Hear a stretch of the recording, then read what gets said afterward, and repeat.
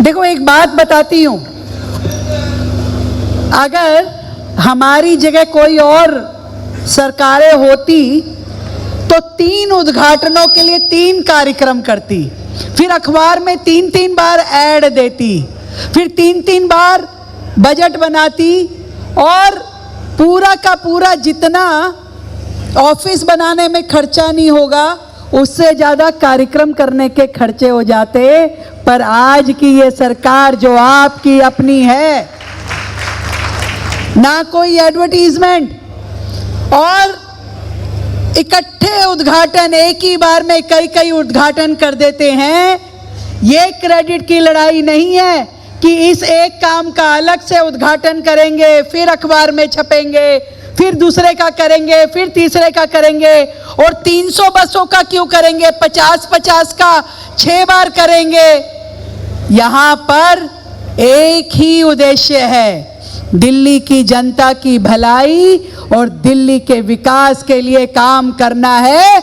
इसलिए एक दिन भी कोई प्रोजेक्ट रुके नहीं, लगातार आंधी आए, तूफान आए, बारिश आए, यदि ये कार्यक्रम तय है तो हमारे साथी यहाँ पहुंचे हैं, विभाग के अधिकारी यहाँ पहुंचे हैं और कार्यक्रम यहाँ हो रहा है।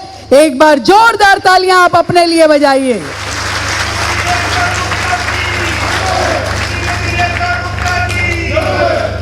मैं सच में बहुत अभिनंदन करना चाहती हूँ परिवहन विभाग की, हमारी पूरी टीम का, हमारे मंत्री भाई पंकज सिंह जी का, हमारी सचिव और आयुक्त परिवहन दिल्ली सरकार निहारिका राय जी का, जितेंद्र यादव जी, नाजुक जी जो एमडी DSI-DC हैं, विश्वेंद्र जी, निधि जी, आलोक कुमार जी और यहाँ के हमारे स्थानीय विधायक तरविंदर मारवा जी, और यहाँ उपस्थित मेरे मीडिया के बंधु, DTC के हमारे ड्राइवर भाई, कर्मचारीगण, अधिकारीगण, आप सभी को मेरा बहुत बहुत प्रणाम।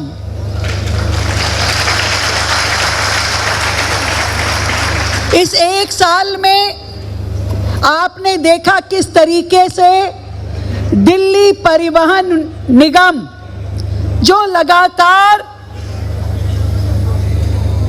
बहुत ही परेशानी में था, जहां इतनी बुरी स्थिति हो गई थी कि जितने का पूरी सरकार का बजट नहीं है उससे ज़्यादा से घाटे के में हमारा दिल्ली परिवहन निगम था।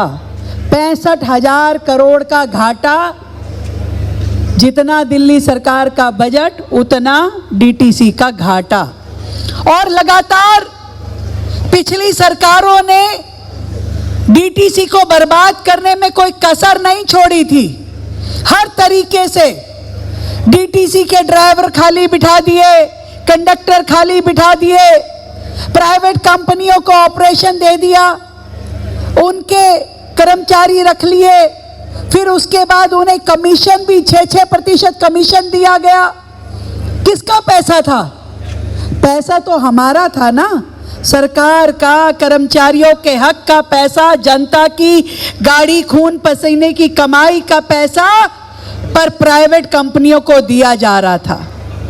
आज जब 1 साल पहले दिल्ली में एक ऐसी सरकार आई जिसका नेतृत्व देश के प्रधानमंत्री आदरणीय मोदी जी करते हैं, उनके मार्गदर्शन में हमने लगातार दिल्ली की परिवहन व्यवस्था को दुरुस्त करने का काम किया। ऐसे जितने भ्रष्टाचार के अड्डे थे उनको खत्म करने का काम किया। DTC अपने पैरों पे खड़ी हो, अपना सर्वाइवल करे, अपना घाटा कम करे, अपने कर्मचारियों की देखरेख करे, उनकी पेंशन से लेके तनख्वाह तक समय पे मिले, इसके लिए दिल्ली सरकार ने काम किया।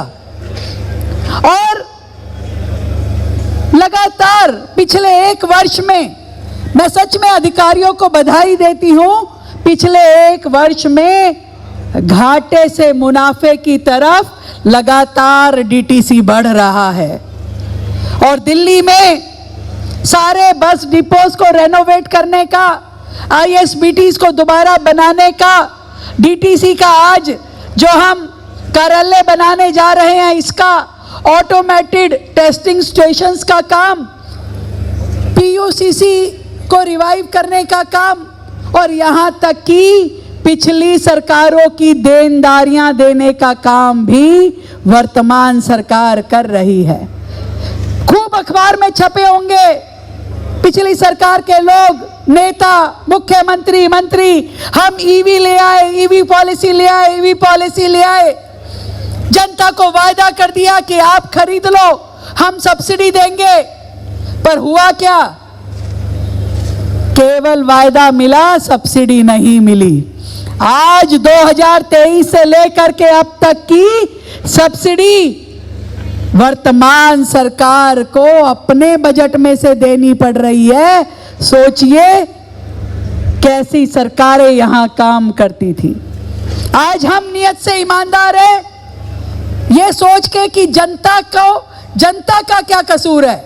जनता ने तो सरकार के कहने पे EV व्हीकल लिया, उन्हें तो उनकी सब्सिडी मिलनी चाहिए। आज हमने 24 करोड़ रुपए 12,800 कुछ लोगों को उनके अकाउंट में ट्रांसफर किए हैं।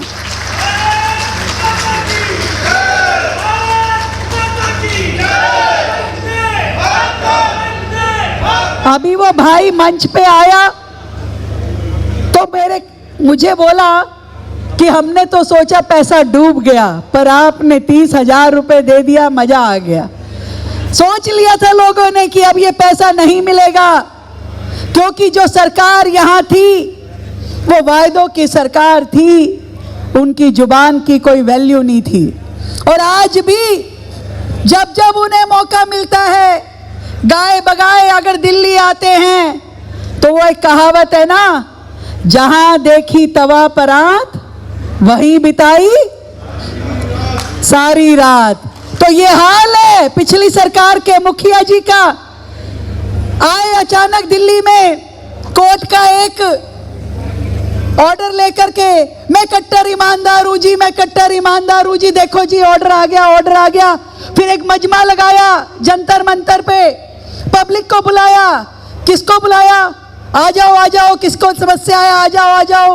और ऐसा बुला करके भाई तुम भी आ जाओ, ड्राइवर लोग, प्राइवेट कंपनी के ड्राइवरों को बुला लिया, तुम आओ, तुम्हारी क्या। अरे जब 11 साल तुम यहाँ बैठे थे तब बुला के पूछते थे क्या किसी की समस्या का समाधान किया क्या तुमने 11 साल में?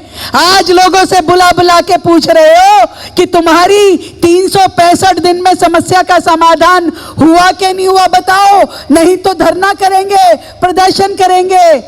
ऐसे लोग हैंगे। इसीलिए कह रही हूं कि जहां देखा तवा परात वहीं बिताई सारी रात।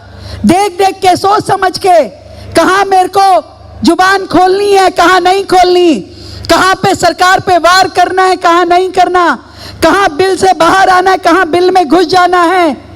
ऐसी सोच, ऐसी नियत। आप सोचिए दिल्ली इतने सालों तक ऐसे चालाक श्रूड लोगों के कब्जे में थी, उनके पंजे में थी।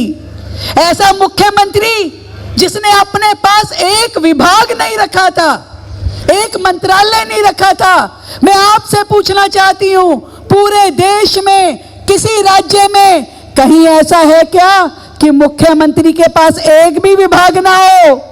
बताओ भाई। ज्यादा पढ़े लिखे नहीं है, पर हम लोग ये बात तो जानते हैं कि हर राज्य में मुख्यमंत्री की जिम्मेदारी तय होती है। वो अपने पास महत्वपूर्ण विभाग रखते हैं, उनकी जवाबदेही लेते हैं, उन पे बात करते हैं, उन पे काम करते हैं, उनकी फाइलें साइन करते हैं। पर पिछली सरकार के माननीय मुख्यमंत्री जी इतने चालाक थे, इतने श्रूड थे कि वो सोचते थे मेरे साइन कहीं आने नहीं चाहिए, कहीं मेरे साइन आ गए तो नाम आ जाएगा। तो पहले दिन से ही उन्होंने कोई विभाग नहीं लिया, कोई फाइल नहीं मंगाई, ताकि गड़बड़ होगी, घोटाला होगा तो फंसेगा कोई और इसी नीति पे वो चलते रहे। और डीटीसी में उन्होंने न जाने कितने ही घोटाले किए, कितनी ही गड़बड़े की, और आज तक वो सीएजी की रिपोर्टें आज भी उन पे जांच बैठी हुई है और उन पे सजा तय होना बाकी है। आज कैसे दिल्ली में परिवहन व्यवस्था बेहतर हो रही है, कैसे रोजाना यहाँ बसों का बेड़ा बढ़ रहा है। 6100 बसें हो गई। देश में सबसे ज्यादा ईवी बसों वाला हमारा ये दिल्ली शहर हो गया। आप सबको मेरी ओर से बहुत बहुत बधाई। 4300 इलेक्ट्रिक बसेस आज दिल्ली के पास है, देश में सबसे ज्यादा बसेस, और समय के साथ ये बसें बढ़ेंगी और एक दिन दिल्ली का पूरा पब्लिक ट्रांसपोर्ट फ्लीट ईवी में बदलेगा और दिल्ली में पर्यावरण बेहतर होगा। ये सरकार का दिल्ली की जनता से वायदा है। दिल्ली सरकार लगातार लास्ट माइल कनेक्टिविटी में काम कर रही है।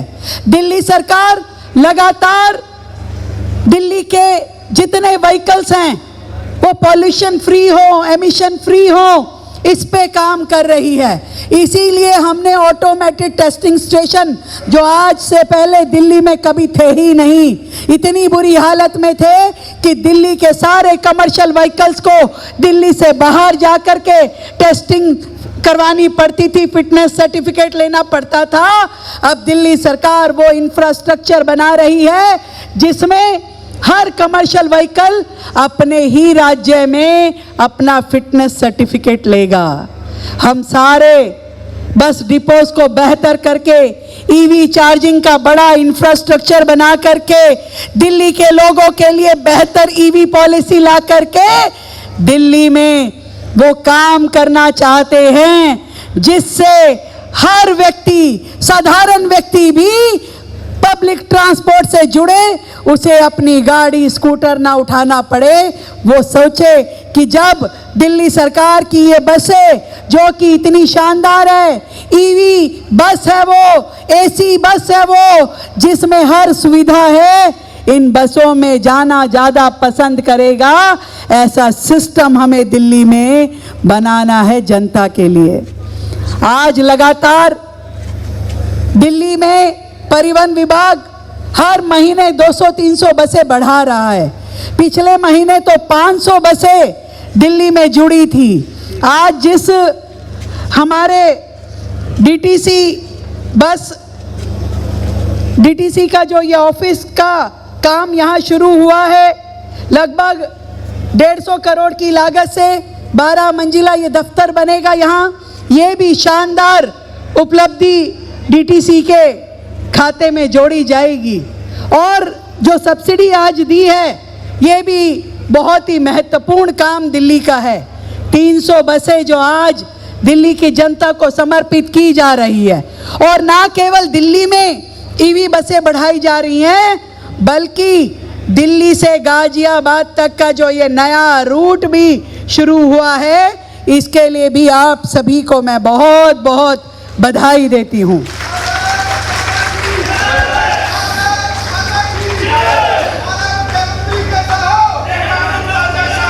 अरे मेरे जैसा काहे को ढूंढ रहे हो? मैं ही हूं।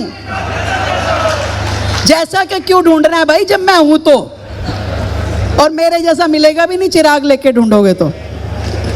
पर पहले भी हमारे विभाग ने जो आईएसबीटी कश्मीरी गेट से बड़ौद का रूट शुरू किया था, आईएसबीटी से सोनीपत, धौला कुआं से धारूहेड़ा और दिल्ली से पानीपत, और अब ये 5वां रूट जिसमें दिल्ली गाजियाबाद, ये सारा रूट हम सब के लिए बहुत ही शानदार सुविधा है। दिल्ली एनसीआर में हमारी ये एसी बसें चलने से ना केवल पड़ोस के राज्यों में हमारी कनेक्टिविटी बढ़ रही है, बल्कि आज तो न जाने कितने ही लोग रोजाना अप डाउन करते हैं, रोजाना अपने काम के लिए, व्यापार के लिए आसपास के राज्यों में जाते हैं, उन्हें भी बेहतर सुविधाएं मिलेगी। मैं सच में आप सबको दिल से बधाई देती हूँ।